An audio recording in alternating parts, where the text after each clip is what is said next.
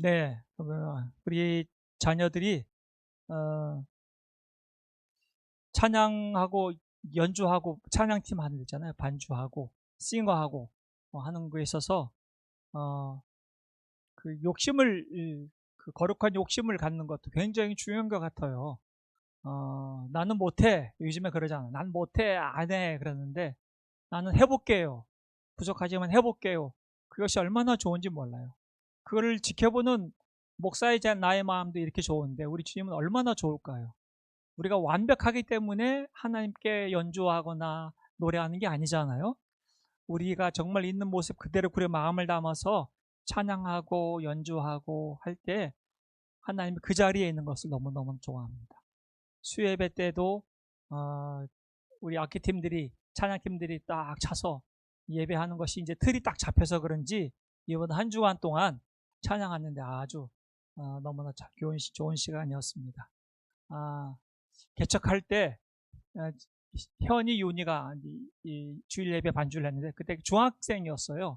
중학생 때 주일 예배 반주를 하기 시작했는데 쭉 이제 평생 하게 되잖아, 그죠? 오늘도 함께 했던 우리 예배팀들은 평생 하나님을 예배하는 자리에서 귀하게 그 재능들이 하나님께 쓰여지기를 축복합니다. 오늘 사도행전 9장인데요. 완벽한 율법주의자, 사도 바울이 완전한 은혜를 만나는 이야기인 거죠. 9장 1절로 6절 말씀, 우리 세봉역 성경입니다. 같이 함께 읽어보겠습니다. 사울은 여전히 주님의 제자들을 위협하면서 살기를 띠고 있었다. 그는 대제사장에게 가서 다마스쿠스에 있는 여러 회당으로 보내는 편지를 써달라고 하였다. 그는 그 도를 믿는 사람은 남자나 여자나 가리지 않고 닥치는 대로 묶어서 예루살렘으로 끌고 오려는 것이었다. 사울이 길을 가다가 다마스쿠스 가까이 이르렀을 때에 갑자기 하늘에서 환한 빛이 그를 둘러 비추었다. 그는 땅에 엎어졌다. 그리고 그는 사울아 사울아 내가 왜 나를 핍박하느냐 하는 음성을 들었다. 그래서 그가 주님 누구십니까? 하고 물으니 나는 내가 핍박하는 예수다. 일어나서 성 안으로 들어가거라. 내가 해야 할 일을 일러줄 사람이 있을 것이다. 하는 음성이 들려왔다. 아멘. 불완전한 제자들을 통해서 우리 주님은 이 세상을 바꾸는 놀라운 일들을 맡기셨다 하는 거죠. 넘어져도 다시 세우시는 은혜를 입은 베드로, 권력 야망에 있었던 것을 섬김의 사도, 사랑의 사도로 바뀌었던 야고보와 요한, 의심을 뚫고 위대한 신앙의 고백을 했던 도마, 그리고 어제는 죄인의 식탁으로 우리를 초대한 마태의 이야기를 만났습니다. 이런 제자들은 모두 결함을 다 갖고 있었어요. 불완전한 모습들과 못남과 약점들을 다 가지고 있었는데 오늘 우리가 읽었던 이 바울이라고 하는 인물은 이들과 차원이 다른 인물이에요. 왜냐하면 단순히 약하거나 결함이 있거나 의심이 많거나 사회적으로 낙인이고 죄인으로 낙인 찍힌 자가 아닌 거죠. 이 사울이라고 하는 이 인물은 교회를 박해했던 자다고 하는데 더 심각했던 이 사람의 문제는 뭐냐면 자기는 스스로 불완전하다고 생각해 본 적이 없는 사람이야. 그게 더 심각한 거죠. 나는 부족하지 않아. 나는 조상의 율법을 잘 지켰고 전통도 잘 지켰고 율법으로는 흠이 없는 자야. 그렇게 말했던 자였던 것이 이 사울이었던 거죠. 빌립보서 3장에 보니까 나는 여드레 만에 할례를 받았고 민족 가운데도 베냐민 지파요 히브리 사람 가운데도 히브리 사람이요 율법으로는 바리새파 사람이요 열성으로는 교회를 박해한 사람이요 그 다음 뭐라 그래요? 율법의 의로는 흠 잡힐 데가 없는 사람이다. 아래교죠. 그러니 이런 불완전한 사람이 어디 있어요? 자기는 부족한 게 없어. 나는 완벽해. 의인이야. 했던 자가 사울이라고 했던 자죠. 그런 자가 다마스코스 다메섹으로 가는 길에 느닷없이 하늘로부터 공격을 받습니다. 하나님의 공격, 하나님이 침투하시죠. 그냥 부드럽게 부르시지 않고 하나님께서 그냥 어느 날 갑자기 쳐들어오신 거죠. 사울의 믿는 하나님은 여호와 하나님인 것 같지만 실상 사울은 진짜 신은 자기 의였던 거죠. 나의 의, 나는 의로운 자야. 그래서 의롭지 못한 자는 판단하고 오히려 그런 자들은 죄값을 치러야 돼서 앞장서서 예수를 믿는 자는 하나님을 거역하는 자이기 때문에 가서 잡아서 옥에 가두기도 하고 죽이기도 했던 그 완벽했던 자인 거죠. 그의 완벽함은 살인을 하게끔 만들었습니다. 무섭죠? 나의 의로움과 나의 완전함은 다른 사람을 죽이는 살인의 도구가 됐던 것이 사울이라고 하는 사람이었던 거죠. 호련히 하늘로부터 빛이 사울을 둘러 비추었습니다. 사울은 자신의 의로 하나님께 더욱더 충성하려고 했지만 하나님께서는 그가 감당할 수 없는 강력한 은혜로 빛으로 그를 찾아와서 그를 이제 무너뜨리시는 하나님입니다. 9장 4절 보니까 그는 땅에 엎어졌다. 그리고 그는 음성을 들었습니다. 뭐라고요? 사울아 사울아 내가 왜 나를 핍박하느냐. 사울은 큰 충격에 빠집니다. 누구십니까? 이렇게 묻습니다. 5절 누구십니까? 그때 물으니까 그때 대답하기를 나는 내가 핍박하는 예수다. 사울은 이제까지 자기는 하나님을 위해서 자기의 모든 것을 내던지고 그 율법을 완벽하게 지키려고 애를 썼고 자랑스럽게 여겼던 의의 탑을 쌓아왔던 자였는데 이날 우리 주님이 찾아오셔서 그가 쌓았던 이 탑을 한순간에 무너뜨리는 순간이었죠. 완전히 무너지게 됐습니다.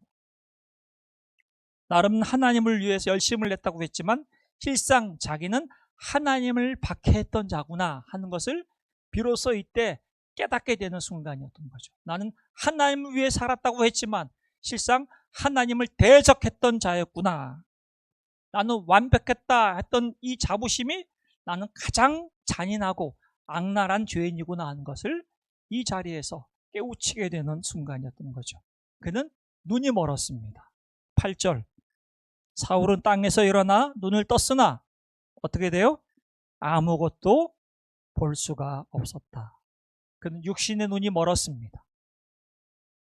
그가 보이는 자기 의를 쌓는 일에 열심히 했던 그 눈이 더 이상 보이지 않게 됐습니다. 육신의 눈이 멀게 되자 영의 눈이 뜨게 된 거죠.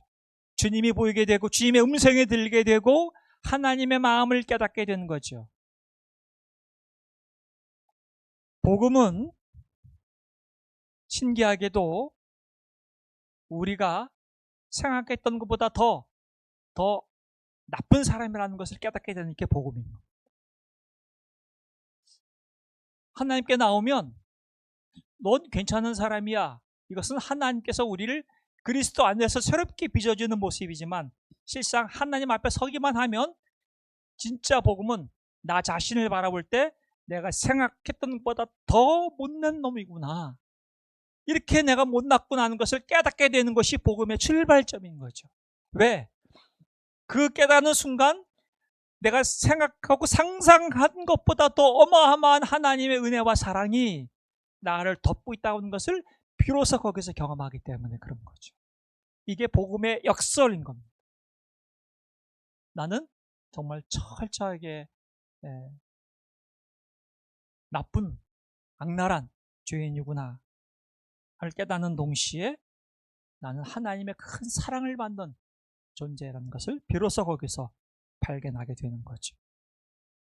사울은 자신이 의인인 줄 알았지만 하나님을 박해한 최악의 죄인이었다는 것을 깨닫는 순간 사울아 사울아 한 하나님의 음성을 다시 듣게 되고 자기 이름을 불러주는 측량할 수 없는 하나님의 그 큰 사랑을 만나게 되는 그 놀라운 은혜를 접하게 됩니다. 더 이상 자기 힘으로 자기 인생을 끌고 가지 않고 이제 은혜로 끌려다니는 존재가 되죠. 성경은 재미있는 표현을 합니다. 앞이 보이지 않으니까 다른 사람에 이끌려서 그가 다메섹으로 들어가죠. 8절 말씀에 사울은 땅에서 일어나서 눈을 떴으나 아무것도 볼 수 없었다. 그래서 어떻게 됐다고요? 사람들이 그의 손을 끌고 다마스쿠스로 데리고 갔다. 그의 완벽함은 이제 끝났습니다. 더 이상 완벽하다고 생각하지도 않게 됐습니다. 이제 그는 오직 은혜로 의해 이끌림받는 인생이 되었다 하는 것을 암시하고 있습니다. 은혜만이 그를 존재하게 되죠.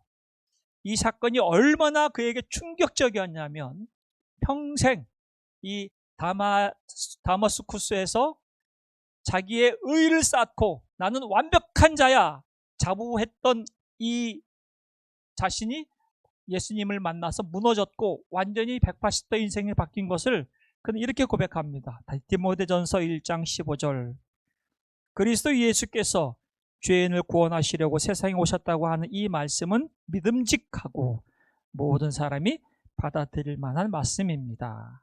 그 다음에 뭐라 그래요? 나는 죄인의 우두머리입니다. 여기서 그를 깨닫게 되는 거죠. 개역 성경에는 뭐라 그랬어요? 나는 죄인 중에 괴수다 그렇게 얘기했죠. 나는 죄인의 보스래요. 우두머리래요.